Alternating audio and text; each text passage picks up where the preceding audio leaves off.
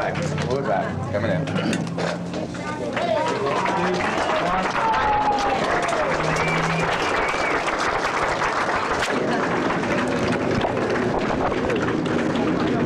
Non-white folk, how well do you think you'll do there?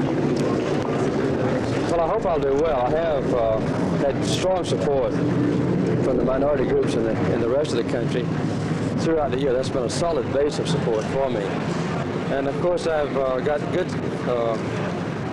people from Georgia that go around and campaign for me. Dr. Martin Luther King Sr. and Mayor Maynard Jackson and Congressman Andrew Young and others that know me very well. And they've been a strong asset for me, too. So I hope and expect to do well among the minority voters throughout the country, including California. How does it feel to be in Governor Brown's home and place of business? I feel at home here. Governor, you've been here a long time ago. I've lived in California twice before myself, so it's just like coming back home. Thank you. You think it'd be more?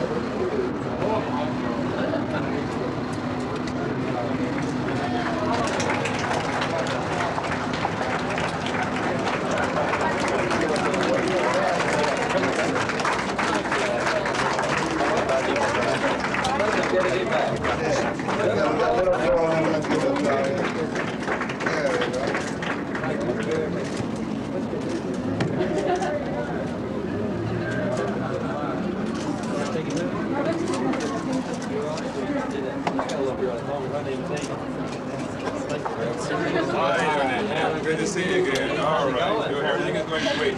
Great day tomorrow. Roger, you see a staff. Winkler, right? David Winkler?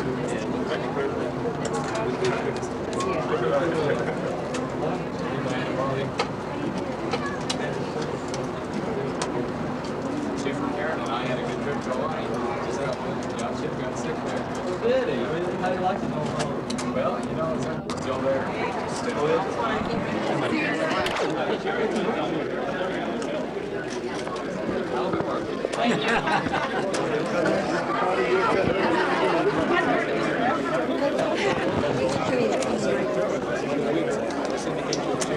Well, as a matter of fact, I never said that.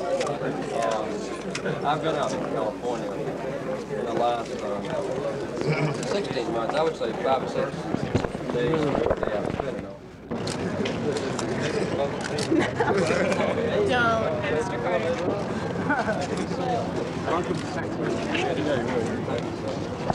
Governor, you've been issued a challenge to debate by Governor Brown. Any thoughts on that? No, I don't have any thoughts on it. Would you debate him? Well, I think he's probably just looking for publicity. If he should get the nomination, you know, it might be appropriate for him to demand a debate, but I don't think he's got but 4.5 delegates. And there are a lot of people that would be much more entitled to debate than he would. I think, you know, Udall and Jackson and Benson and Shriver and everybody else, you know, have done much better than he has in getting delegates. Karen was really good. Wow.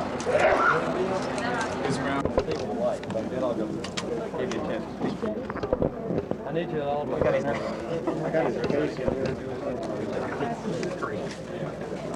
Thank you, everybody.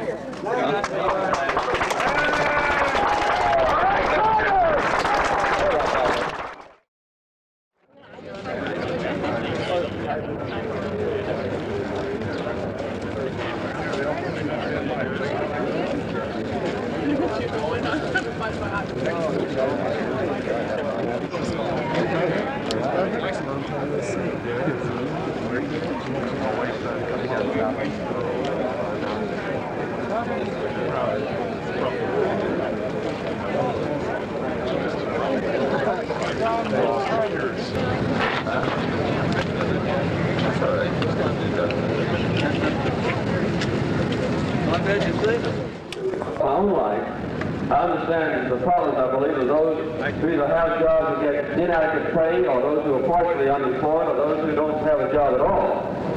Secondly, I come from the...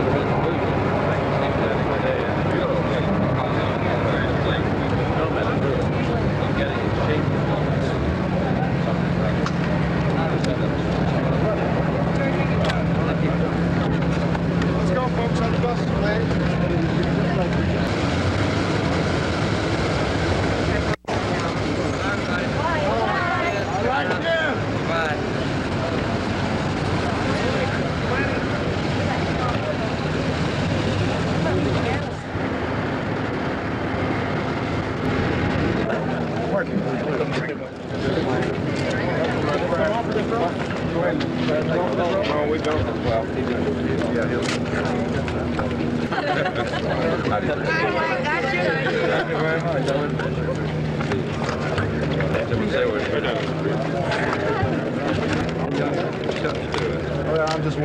Great number. We've got quite a few. And meet a lot of guys here. Morning.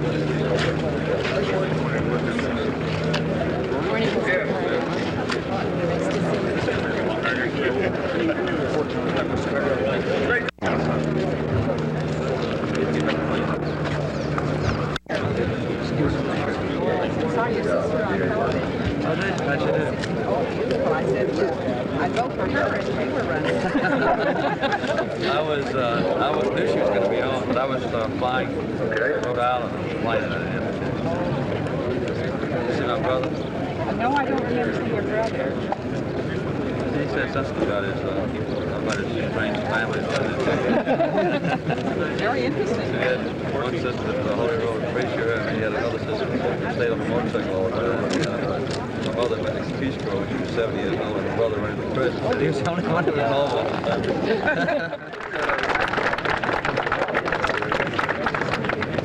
First of all, I want to thank all of you for letting me come out this morning to meet you. Yesterday morning I was in Rhode Island, and yesterday afternoon I was in Ohio, and later this afternoon I was in South Dakota, and last night came to Sacramento. Today we'll be in 5 different cities in California. As you well know, the California primary is very important. One of the most important and the highest elective office in the world.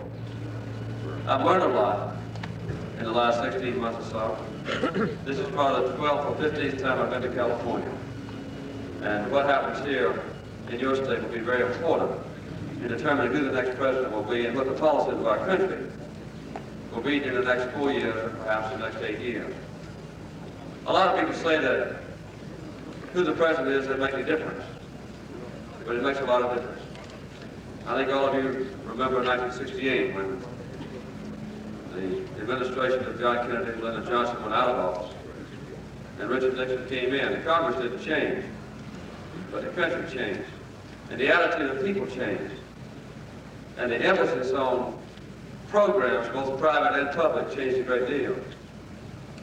This is a nation that has people who are fair, who are competent, who believe in hard work, and who also believe that the government ought to represent what we are. But quite often those who make decisions in government are powerful, prominent, socially acceptable, quite often rich. And when they make decisions, whether they mean to or not, and when they make mistakes, those mistakes don't cause their families to suffer. Because quite often those who serve as members of Congress or the U.S. Senate or governors or presidents, if the unemployment rate is high, their families don't stand in line looking for a job.